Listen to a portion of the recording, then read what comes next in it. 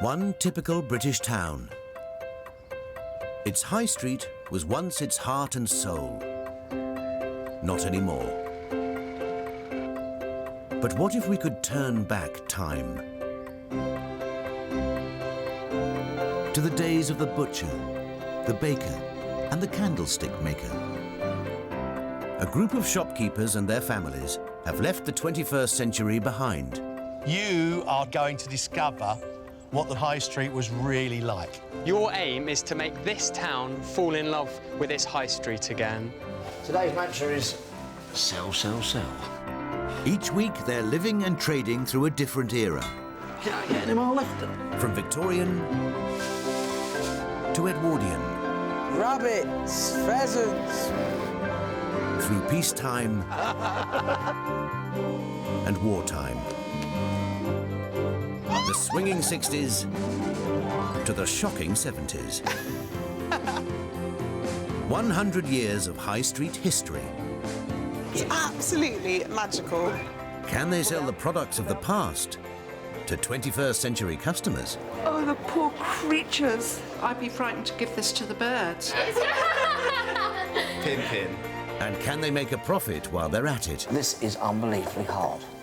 I don't know how these poor buggers did this in the old days. If I'm really being honest, I hate it. This time, the high street reaches the 1970s. It's an era of fast-moving fashions. Turn it up and fill the room with noise. And simmering tensions. You can't get more than me. It was horrible. But as the high street concludes its incredible journey, I feel like I've been in a time machine. will anyone still love it? Hey, boys, you interested in some chicken?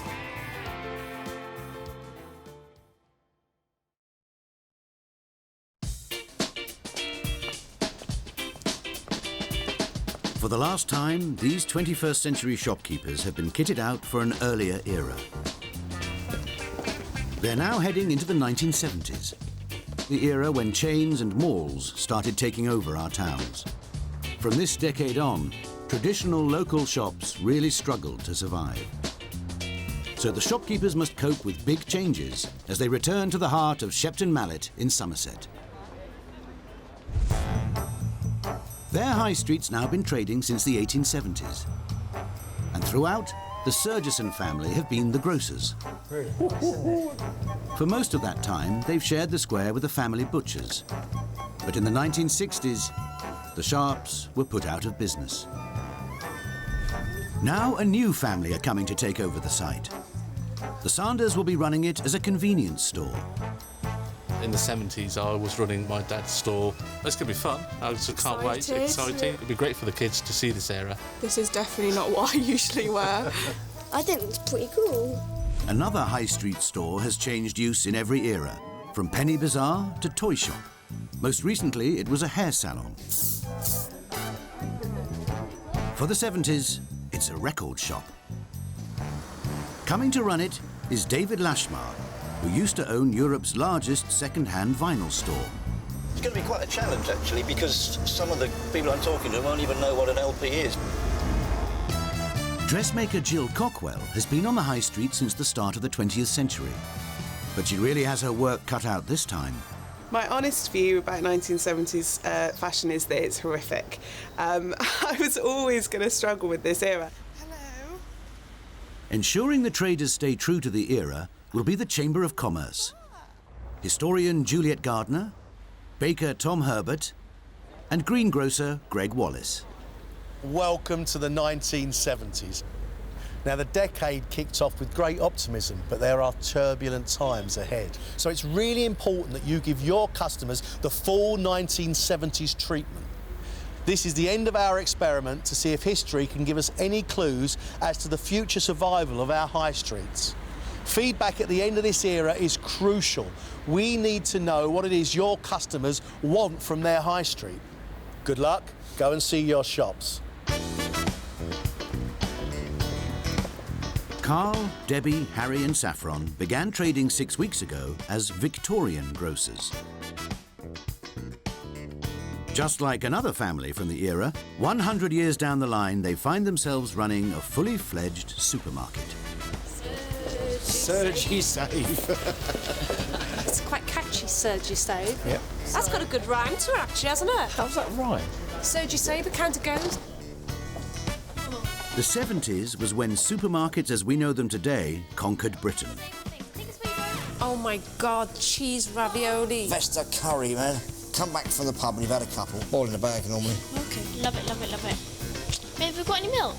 This is a drink I was allowed on Christmas Day. That was supper. My goodness me. 70s processed foods promised to make life easier, and 70s supermarkets promised to make shopping quicker. Now their premises are even larger. They've got their wire trolleys. They've just got everything that makes it convenient and easy to shop. Well, I'm not convinced by it. It seems to be the sterilised kind of shopping that we know now, and that's not what the Surgisters have been up to now. It's certainly very different from the small specialist deli the family run in their 21st century lives. What we're doing nowadays in the real world to try and get people away from supermarkets. And here I am, running a bloody supermarket. Most supermarkets in the 70s only opened between 9 and 5 Monday to Saturday. By law, only small stores selling essentials were allowed to open in the evenings or on Sundays. Which is how the Sandhers hoped to compete with the Surgisons. Whoa! Oh my goodness! Oh, Sandher! We've got the other store opposite. We have to open our house. Yes, we've got them lot. They've got a bigger store and they've got more stuff. Yeah. So. Oh God, it's empty. We've got to stock it up. Without the scale or technology of a supermarket, every job in a typical corner shop was done by the family, and usually by hand. Oh my God, there's loads in here. I didn't even realise. Move everything from here to in there. Yeah, you've got to stock it all up, Josh. Aren't you the lucky one? 12-year-old Josh and 16-year-old Karina aren't used to shop work, but their dad definitely is. In their 21st century lives, the Sandhers own an award-winning convenience store in the Midlands. Sundar's father bought a shop after coming here from India. He said to me, look, there's 7 to support, because you've been the eldest son in the Asian community. It's your job now to run the store. Sandher built the business from a single shop into a chain of 5 stores. 26 years of graft have meant his children enjoy a more privileged life. I don't think the kids do have any idea what it was like for my parents when they came up, because it was really tough. I think I could run the shop, like if I had to do it, but obviously I don't have to do it. The children now have got to realise sort of they're going to help Dad, you've got to work hard. At their age, this is what I did. Go, go, go. Normally I'd just be watching TV or something. Don't chocolates go up there and these sweets go down there? I think this is going to be the hardest bit, getting it all ready. You have to actually price everything, pile on everything. It's going to be here all night. In the 21st century, Sandher wouldn't be doing this either. These days, he employs staff to look after the shop floor. It's hard work, but we're going to try our best and do our best and be different. They're going to have to work hard, though, aren't they? I mean, long hours. They've really got to make sure that they sell all the little things that people really want and they can't get at the supermarket. A good corner shop can be a centre of community, just like a pub used to be. It really can be. It's where you bump into your neighbours, where you chat. It can be, and let's hope it is. I'm going super speedy. We need to go quick. The Sandhers are offering products which still sell well 40 years later. But the same can't be said for every store on the high street. Oh, look, it's my shop. Good Lord. God, oh, how brilliant is that? A real record shop again. Fantastic. 1970s Britain boasted 5,500 record shops. There were also some 2,000 independent stores, like the one David ran for 3 decades until it was forced out of business 2 years ago. When the shop was really running at its full, it was so busy, we had over 20 people working here. It was packed all the time. In fact, we used to have a chap on the door on Saturdays to stop too many people coming in. Now, how about that? It's a place that kids would hang out. You'd find bands that were getting together. It was almost a community place. I'm never happier standing behind a counter. Oh, oh, oh. Smells of records too, smells of vinyl. I just don't know how David and his record shop's going to work. I mean, there's only 270 record shops left in the country. There would have been 2 on every high street. Great album. It's not just going to be about the records that he sells and things, it's going to be about the way that he engages with his customers. And he's got to make them want to come to his shop and talk to him about vinyl and really see music in a sort of different light. It's starting to look like a proper record shop. I think he'll make a big success. But if they buy a record, they've got to have something to play it on, and they don't exist anymore. It's like trying to have a blacksmith in here, trying to sell you a horseshoe for your car. It's not gonna work. Record stores weren't the only places selling youth culture on the 70s high street. Fast-moving fashion was now big business, which means there's a new street-level store for dressmaker Jill. It's so not what I was expecting. It's loads posher. It's like a proper stylish boutique, and I was expecting a cheap shop full of loads of cheap nylon clothes, so this is fantastic. What Jill has got to do is keep up with changing fashions. I mean, they change totally. Went from catsuits right through to punk. But she is not the girl with the biggest entrepreneurial spirit. She's never, ever, ever taken any money. Now I've seen the shop and the stock that I've got available and the fabric I've got available, I think I might have a chance of actually making some money this week. At Surgisave, Carl wants to thrill Shepton's shoppers with an official opening. But back in the 70s, a new store could bring the whole town out onto the streets. The big chains laid on the razzmatazz, booking the biggest stars to do the honours. It's publicity, darling. Creating a sense of excitement in present-day Shepton Mallet may prove more of a struggle. Mum, this is not working and it's really annoying me.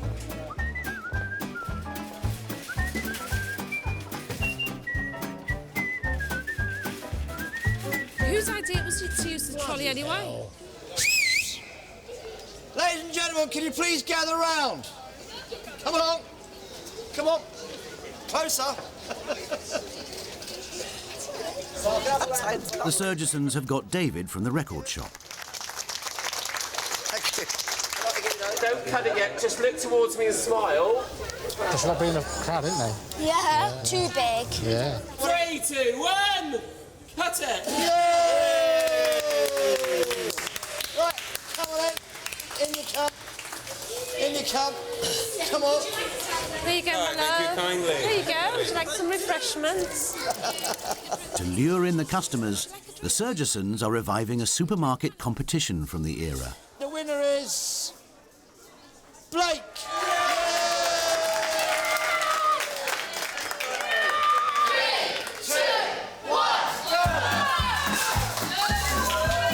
Trolley dashes were a standard store opening stunt long before Dale Winton made a game show out of them. Sainsbury's called theirs grub grabs.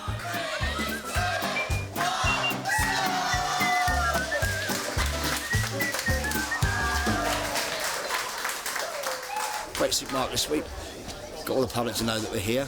We've got some good hits in the press. Perfect. Couldn't ask for more. The corner shop hasn't the budget for a glamorous launch. Let's have the doors wide open. And there. I don't think anybody knows we're open. Luckily, some of Shepton's residents have promised to shop only in the 1970s high street. Hello, sir. How are you? And when they eventually trickle in, they find some products that Surgisave doesn't stock. It's worth a seen these in 2 years. Really? We love curries. Yeah. All the Indian spices and things over here. Yeah. We haven't got a clue what to do with it. Yeah, if you have a chat with Pam, she'll go through and tell you how to make it. I'll write it down for you. I'll give you the basics. That'd be fantastic. And then you should be all right. Okay. Okay. Wonderful. Okay. The corner shop was one of the places 70s Britain got to know more about Asian cultures. Sometimes shopkeeping was the only work available, even for highly qualified immigrants. Record shop owner David has gone glam for his grand opening.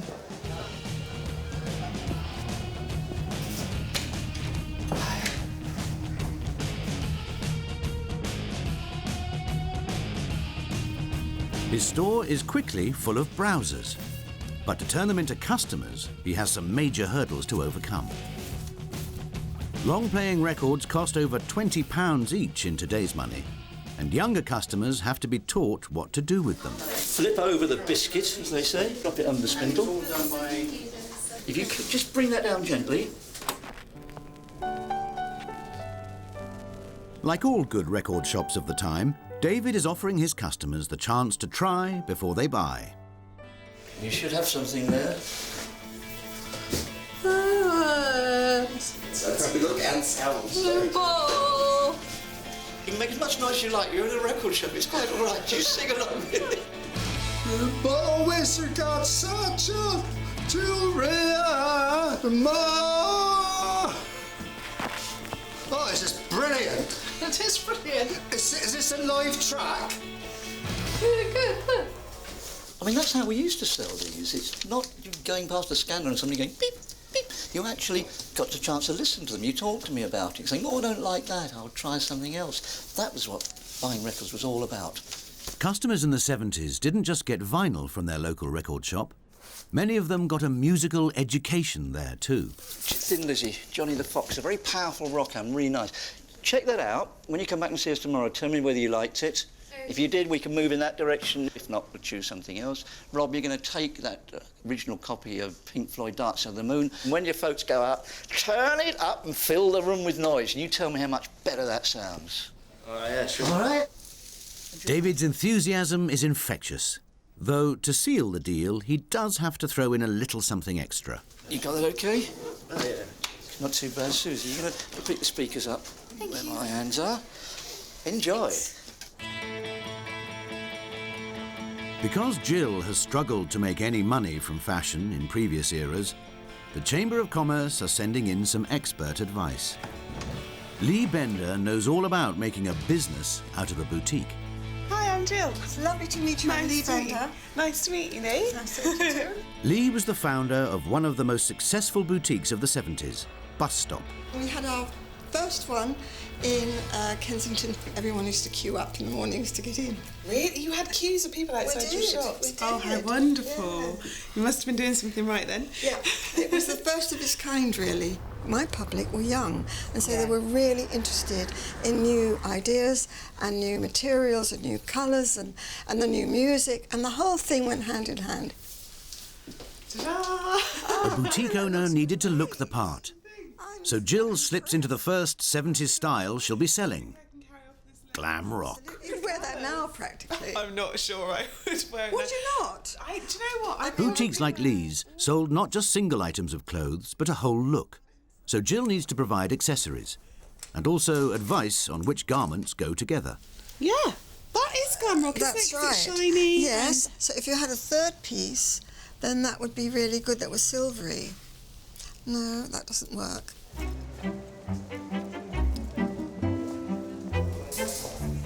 Customers can now put their 1970s style supermarket to the test.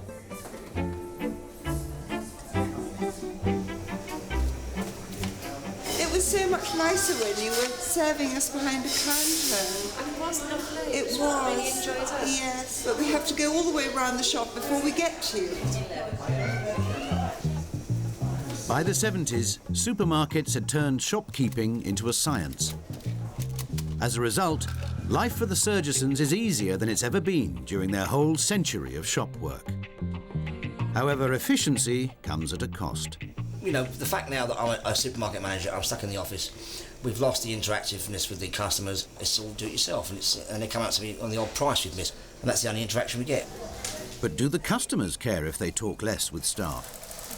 Having experienced previous eras of personal service in the grocers, do they miss it?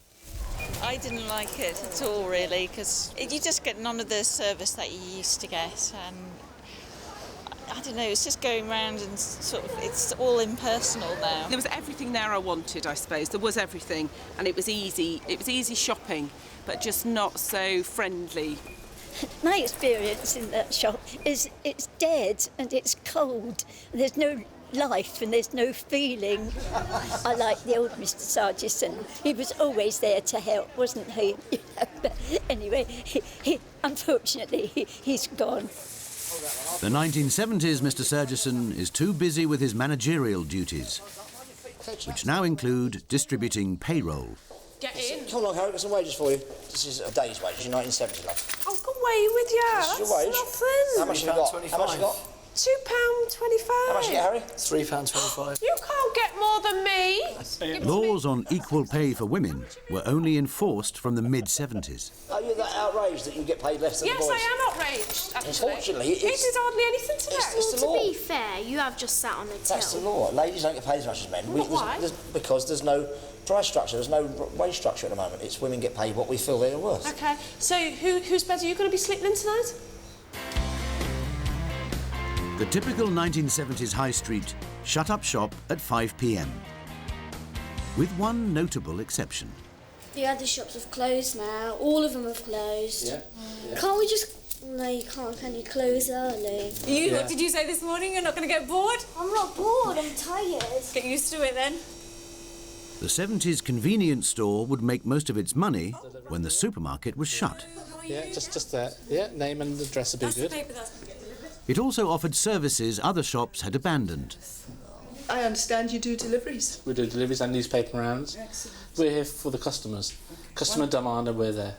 You know, that's what I love about the Asians. Yeah. It's all about service. Oh, yes. It's the one thing that I noticed when I first came to this country was the lack of service. And I came in the 80s. Do you know, it's just the whole personal touch thing. You just can't get that with the big stores now. No, there's no time. No, there's no time. It's just sort of in, out. And... I'll pay a little bit over the top for that kind of service. Rather than go to my local supermarket, I would pay a little bit extra to get what I want.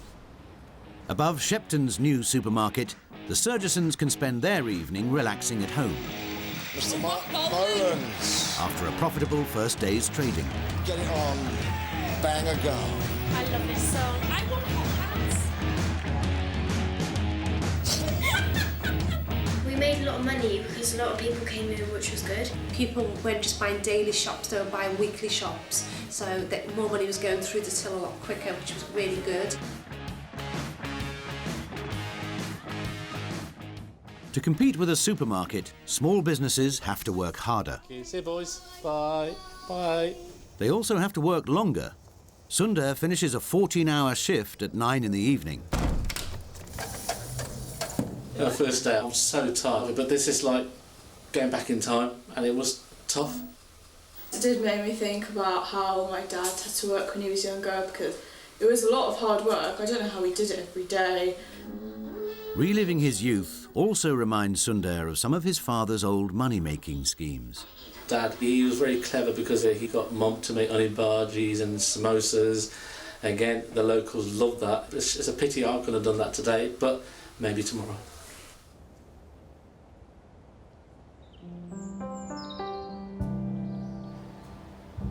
The next morning, and the man who was working latest is up earliest.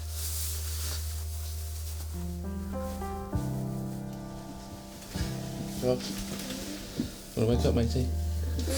Yeah. You did say that you're going to get up for 6 o'clock. You're going to do a paper round. Yeah. Okay. Yeah, good boy. The convenience store opens 2 hours before their rivals at the supermarket. You've got one extra there, We'll just have this case. Another competitive advantage for the Sandhers is cheap labour. Latest pizza.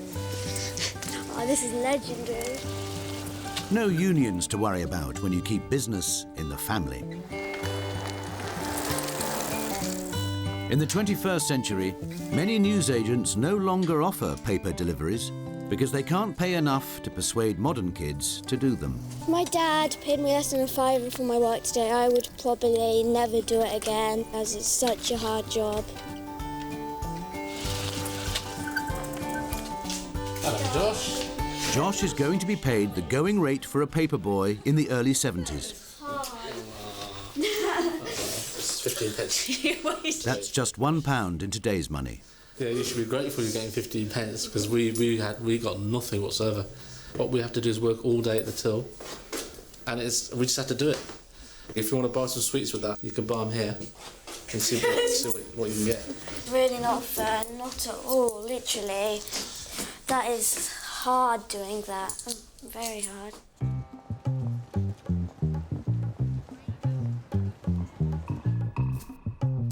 At David's shop, customers are returning with feedback. There's something really satisfying about having the music in your hands rather than in a sort of computer file or whatever. Compared with the CDs that you get today and the downloads from the internet, it was disappointing. I'd forgotten all the difficulties with vinyl that there was, with the jumping and the scratching. We put up with that during the 60s and 70s, and I said to you, I don't know how we put up with it. I don't think I could go back to it at all. Yeah. No. Well, I've lost 2 customers. There was only one alternative to vinyl which a 70s record shop could offer. Could we try the animals? You certainly can. That'll bring back a lot better You just have to bear with me. This is slow 1970s shopping. I've got to rewind it now. No, I don't care for that. Could you put it onto the next track? No. You can't? It's a cassette. Oh. The other trendsetter on the high street also has out-of-date stock to shift, but at least she can pass it off as vintage. I think it's quite well, actually. It's Quite great. nice. There's a mirror right here. What shoe size are you? 5'6". As advised, she's not just trading in frocks, she's pushing accessories too. Lovely, thank you so much. For the first time, Jill is selling stock she didn't make herself. When mass-produced clothing first appeared on the 1930s high street, Jill preferred to stick with bespoke dressmaking. I'm not really a salesperson who's just about selling for the money. It was time-consuming and not very profitable. The beauty of a boutique, however, is she can still make use of her dressmaking skills when she chooses. I've actually brought some things in. I was wondering whether we could sort of vamp them up a little bit. Great. Jacket. I think it's absolutely seen better days. Oh, I've got great ideas for this already. We could whip this collar off, and then I could do a bigger collar in the leopard print. Jill also remodelled clothes in the make, do and mend years of wartime. She seems to be drawing on everything she's learned in previous eras. Oh, I've got to try that on. Whether she's also learned how to make money, the customers will decide. It's just fantastic to have a boutique like this in Shepton Mallet. My goodness me. The one thing we haven't got is clothes shopping. Now, this would be heavenly, something that would draw people from miles around. It'd be wonderful. Whoa, Zoe! We had a really good time in there. That was like mine and Zoe's heaven, or idea of heaven. This could be a contender for my favourite shop in all of the eras. In their home above the corner shop, Pam and Karina still can't escape from work. Oh, this is disgusting. I've got mud on my hand. Ew. They're making something the teenage Sandher used to sell in his father's shop. Don't know how hot they are, so I'm only going to put 2 in. Samosas. That smells disgusting. I hate the smell of that stuff. Makes me feel sick. I feel like an Indian granny. A proper Indian granny. I don't really like Indian food. You like your chicken curry? I like chicken curry, that's it. I just don't like the taste of it at all. The cooking's not the only culture shock Karina's experiencing after 2 days in the 70s. I miss my clothes, I miss my phone, I miss my friends, I miss my bed. I miss everything. You've got it easy nowadays, though, haven't you? Yeah, but you didn't know any better, though. But then... Because there wasn't Blackberries out then, there wasn't iPhones out in the 70s, so you didn't know. Yeah, but we lived without it, though, didn't we? I know, but you didn't know any better, though. Downstairs, the other half of the family starts selling the samosas. My wife actually made them. Yeah, sort of let me know what they taste like. I love it. I can taste the cumin. So she says I'm making them myself. They go, oh, we'll have a few. So it's been different, and I think it's definitely taken off. But while the Sandhers sell fresh, homemade produce, their rivals are pushing the opposite. Got some lovely little ideas here, so maybe make life a bit easier when you've had a hard day at work. Burgers, pizzas, ice cream, fish fingers. At the start of the 70s, just 3% of British households owned a freezer. But by 1980, half the country did. Frozen food became big business. Especially flown in from Italy just for you. We've got lasagna. Tastefully exotic. Oh, yes. Shoppers who would once have bought fresh meat from their high street butcher now bought it frozen instead. To boost sales of chicken, which rocketed in popularity during the cost-conscious 70s, the Surgesons embark on another PR stunt.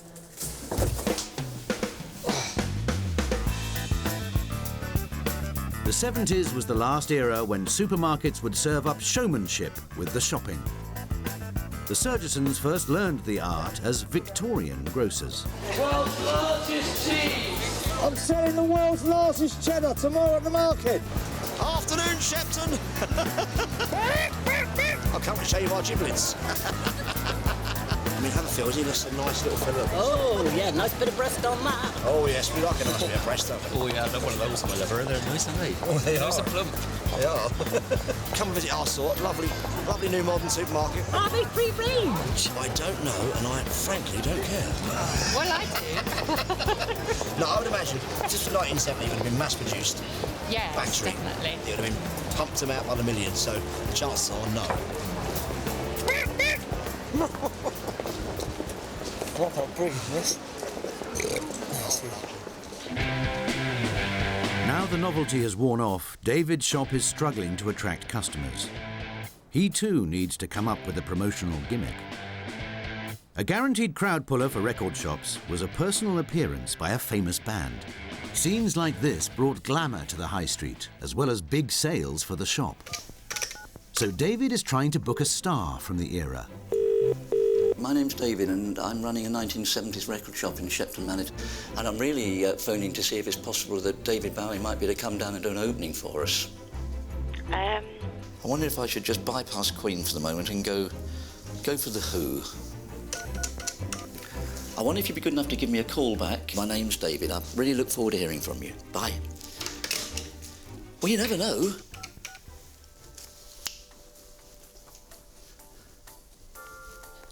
Blondie. You have to email her agent. I have a big problem with emails because we are a 1970s record shop. We don't actually have emails or anything like that. All I can do is to write or phone. They're missing opportunities, these people, you know. As the rejections pile up, David sets his sights a bit lower. I know you represent the Quo. I wonder if there's any availability. I'm trying to find a big and important band such as Mud. Just when he's running out of hope... We've got a yes! Brotherhood of Man, this is absolutely brilliant. Oh my God. The high street has been hit by a 70s-style power cut. Well, that's a bit stupid because the fridges are all the food's going to start. Yeah, so all them frozen chickens will be fresh chickens. No, yeah, that's a bit bloody. Who's turning the lights out? How can I have a record shop without any lights, without electricity? For the Surgesons, with their extensive range of frozen and chilled food, this could be a disaster. In the event of the freezer breaking down, the priority is to minimise the amount of stock loss by trying to keep steady temperature. Wrap the freezers in blankets to retain the temperature. Right, what about fridges? Doesn't say anything about fridges. No, it doesn't say anything about fridges. It's a miners' strike, but it's an opportunity to sell the batteries and the torches. We need to get them out. The ever-enterprising corner shop is stocked for just this eventuality. You are a lifesaver. That's it. It's a shame you can't provide a generator for my sewing machine, then I could get on with some work. Not only has the supermarket checkout ground to a halt, their products are beginning to thaw. Our fridge stock won't last very long without refrigeration, so we're going to try and get it to a trolley and try and flog it to people in the streets and cook it for the tea tonight and get it gone. Right, so 50 pence for that, sweetheart. It's going cheap. It's cheap, you know. Here, boys, you interested in some chicken? Got my legs like that, mate. How about these ones in here, then? Right, do you want 3 chickens? £6. £6 for 3 chickens. That's a deal, that's a bargain, that is. You won't hear. I'm happy with the price. You'd do Tesco's out of business, you will. Well, that's the idea. Nice.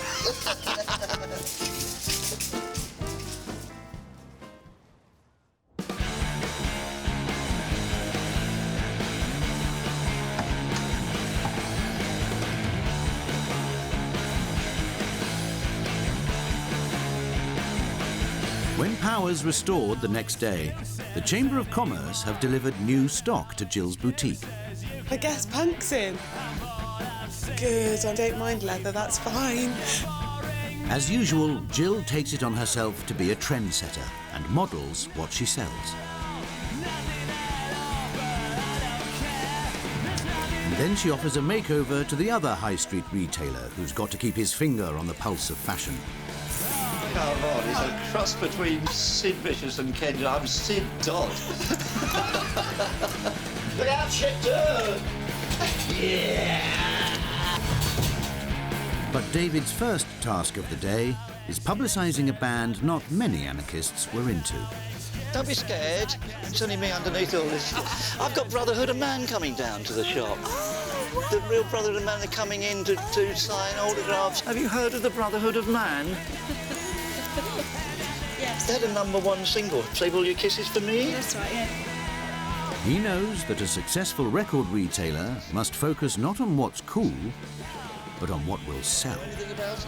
They're actually turning up at my shop this afternoon at 5 o'clock. Lashmar's Records. Okay. You have to fight your way through the crowd, I think. It's going to be a big event this afternoon, what I hope it is.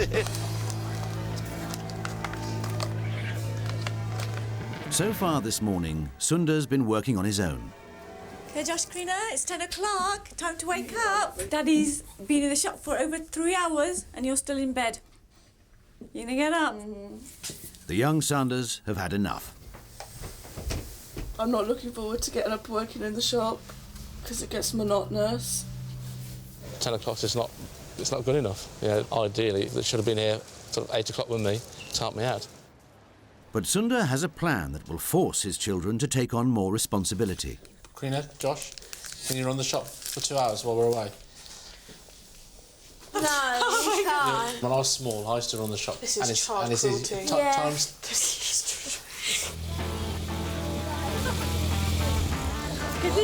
Bye. By the 70s, it was only in small family businesses that a 12-year-old like Josh would be seen working. This is all cheese, bacon. First, the junior Sandhers have to master the most basic of shopkeeping skills. I think it's £2 something, the jam. £2.12. £2.51. Was it? Yes. Oh my God, I don't have to work the till. Yeah, that's £3.77. £3.77 altogether? Yes. Right, okay. Josh isn't sure his sister has got her maths right. Here you go. It's £1.23. £2.50 for the jam, then 2 packs of spices. We need a calculator. Hello. Hello. How are you? 72p for the rice. We found out the price of the rice first. John. How did that manage to happen? Well, I'll clean that up in a second. Trina, do you know what this is? Oh, that's that Indian stuff. What's it called? It's an Indian spice. I think it's going really well, as we've had quite a few customers in, but we've served them happily, and all of them have been happy. So I think it's going really well. I wouldn't go into a business if it was like this, because it's so like extreme. Like everything's just hard. After 2 hours, the bosses are back. Did you enjoy it? No, I didn't enjoy it all. I hated it. Why? It was horrible. The Queen got a bit stressed, I don't know why. There's loads of people in here. By the time Juliet from the Chamber of Commerce pays a visit, Josh and Karina already have a fuller understanding of what life was like for their parents in the past. But there's one aspect of the 70s which Sandher hasn't shared with his children, the racism he experienced. And at a time when extremists were regularly on the march, Sandher himself was assaulted. I remember one particular one when I was sort of going to the shop and a couple of lads were sort of shouting sort of racist names to me and I ignored them, and one of them tapped me on my shoulder and I just turned around and he just punched me in the face for no reason. And I had another punch in my face and I thought to myself, why am I getting beaten? I've done nothing whatsoever. I'm so glad so my kids are not going through that. I think hearing your story, which is really, really very painful, and it's a very, very shaming story. It was tough, and we're trying to do a business at the same time as well. And there's no point in doing it, really. When all you're trying to do is make a living and serve the community. Exactly. Very shameful story. It really is a very shameful story.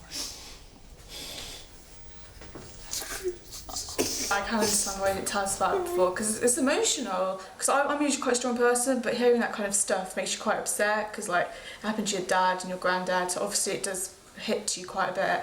The kids really don't know any of this. You don't really tell the kids that. I feel quite glad that I'm living life now and not then. But I feel sad for my dad being so shocked and scared, waiting for the smash.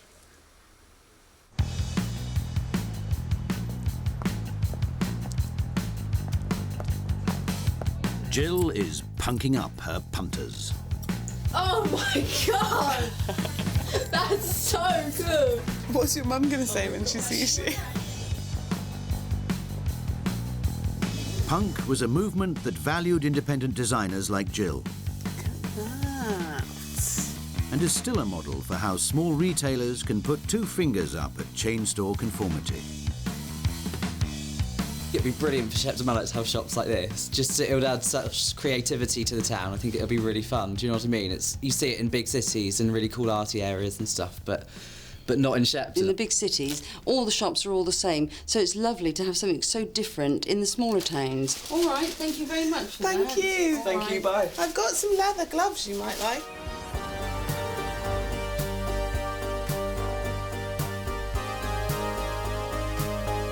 Shepton shoppers have now had time to make up their minds about their new supermarket. It's all about sort of get round the store as fast as you can, get it in the basket, get out quick, and the supermarket at the end of the day just wants your money. The corner shop, that was much more personal, more enjoyable experience. But they didn't have the produce. There's not so much selection, and you weren't able to pick things up and touch them and browse so easily. You get the personal service, don't you, in the corner shops, whereas I always think in a supermarket, you're just a number to them. More and more Britons in the 70s shopped for groceries just once a week, thanks to more of us having freezers, cars and supermarkets.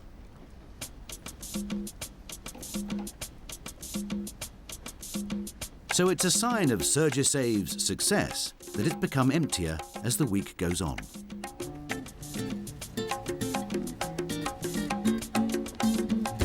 I'm stuck on here just doing... It's all I do all day long. So it's pretty boring. When there's no customers, it's hard because you just have to sit and just wait for them.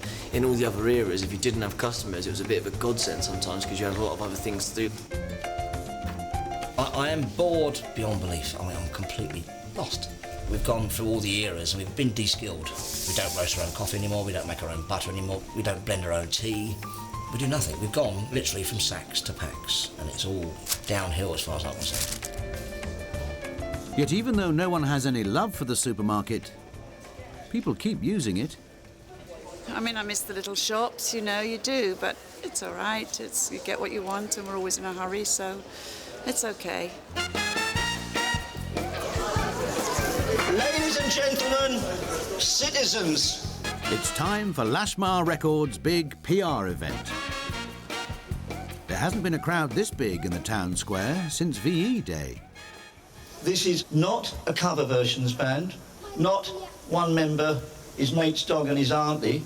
This is actually Brotherhood of Man.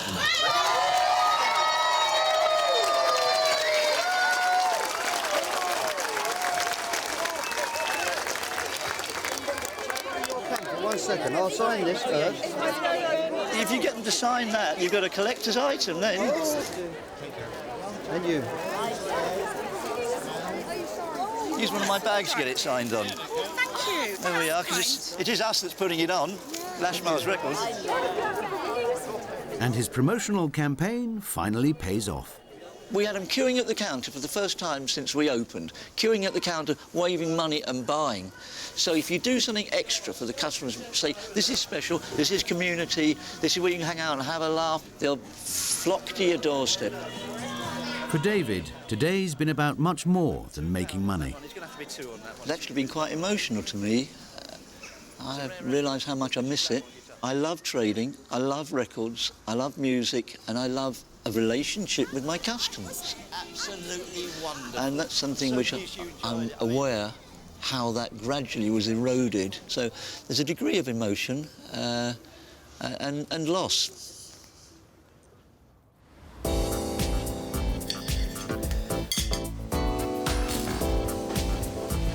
It's the last day of trading on the historic High Street. I just think it's going to be a really sad day today. And I know for a fact if I see somebody crying, it's just going to stop me off, and I hate that. I don't want to be crying.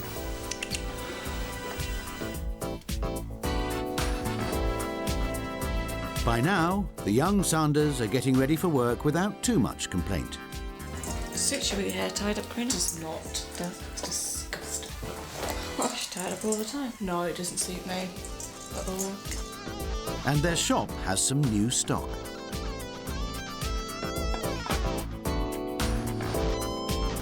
It's a nice plate, isn't it? The Queen's Silver Jubilee in 1977 wasn't just an opportunity to boost sales of tea towels. It also saw street parties being held across Britain. And Shepton Mallet's High Street is planning to restage these celebrations to mark the end of trading.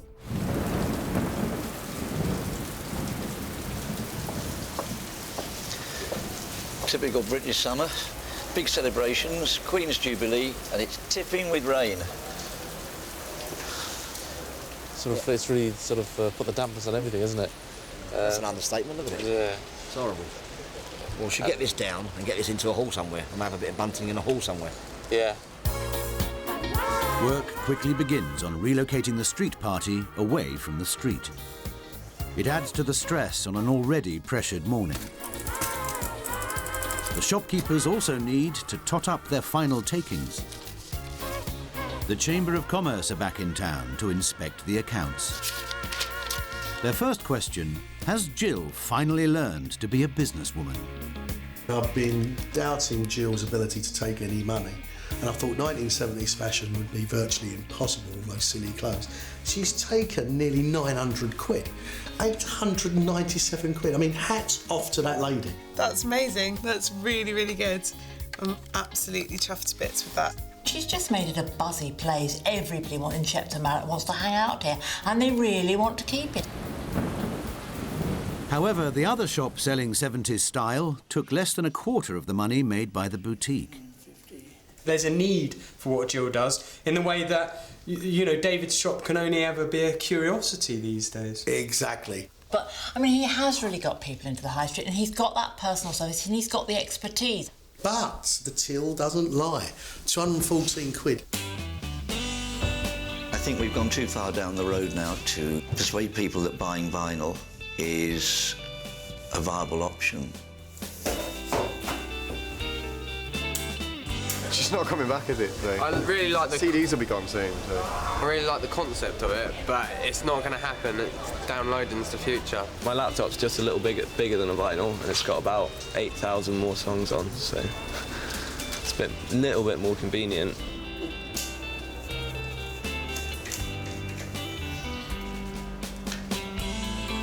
I've been a museum that sells some of its exhibits, and that's all I have been. This is not viable as a retail operation. The other new arrivals on the high street worked harder than anyone. So have they been rewarded with a profit? To take 550 quid, near as damn it, I think is a very credible job. They made a success of things because they were prepared to work really hard. They were prepared to keep open long after the supermarkets. They couldn't compete on price, but what they could compete on was convenience. Thank you. That's about 75. Okay. The most important thing that I've learned is that I can work more hours than I usually can, and the family can work better together than alone. I think it was a bit of a shock to them. They realised how difficult it was for me while I was young, helping my dad out. We're closer now, and it's really good. But the shop that took the most money was the place no one loves, yet everyone uses. They've taken over £1,000 again. Throughout every era, the surgeons have proved to me they are a class act. If you combine hard work with some basic marketing skills, you can make a go of anything anywhere, and they've proved it here. But for the Surgisons themselves, it's a hollow victory. The 1970s, yes. What a boring era. I don't want to be a big conglomerate. That's not what I'm about. I'm more of a small businessman, and with any luck, I'll continue doing that. I just felt like I lost my personality, and all that lovely personal service I'm used to giving kind of died. In the 1870s, everybody was individual. You had your butcher, You also had your baker, and then as time's gone on, we've lost that now, and it's all come to me. I do the entire lot. History has showed us that the successful grocers have turned into the successful supermarkets of today and have killed the high street. At the start of the 70s, supermarket chains took 44% of all grocery sales. In 2010, they take almost 98%. In one town, however, the high street has come back to life, at least for the last 6 weeks. Oh yes, come on in. Now Shepton Mallet is out in force again for the Silver Jubilee party, joined by some familiar faces. Andrew Sharp and his son Michael ran the high street's butchers. And the Devlin family were the town's bakers from the 1870s until the 1960s, when both their trades were taken over by the grocers. Another casualty of progress was blacksmith Simon Grant Jones. Across the eras, all of them worked tirelessly to draw people back into a previously unloved town centre. Oh my word, look at this. Look at this. Everybody's made friends, everybody has interacted with each other a lot more, not just people with the shopkeepers, but people with the other customers. The high street has really brought us all together as a community, and I don't see why it can't work like that again. Ladies and gentlemen, we wanted to see what we may learn from 100 years of our high street history and clues to perhaps the future of our high streets. And I think the biggest thing, more than anything else, is if you just look along this room, is the actual sense of community. I'm getting choked up. And chatting to everybody, it's most certainly possible that this can continue. There's enough brain and heart here to do whatever you want. It really is up to you, guys.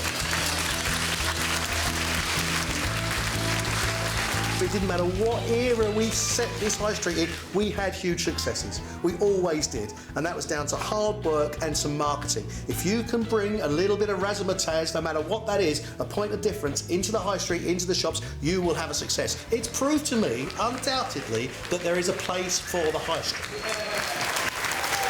But the future of any high street lies in the hands of its community.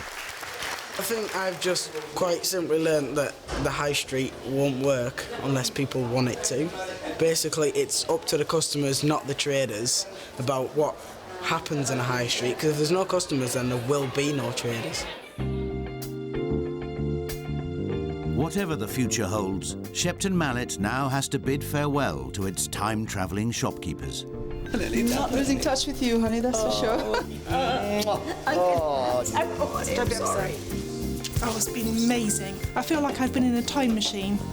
However tough it might now be for local shops to compete with the big chains. I know I called you a Scottish spiff, but I'll take it all back. At least these traders have proved they could offer something extra alongside their rivals. Pie, honey, pie.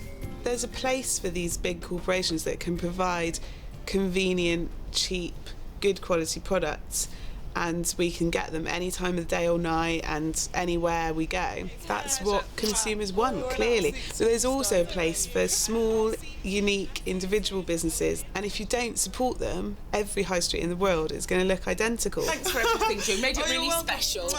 This project has absolutely proved that 100% that people love interacting with their shopkeepers. Bye, darling. Thanks for popping in. It's really nice to see you.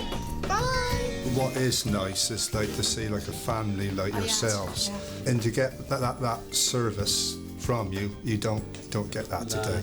People are important. When you're in a business, they are your number one, and you've got to look after them, because this is where you gain over the supermarkets. How do you overcome the competition? You do something different from the competition. If you ever want to come back and open up a shop, please do. We need shops like this.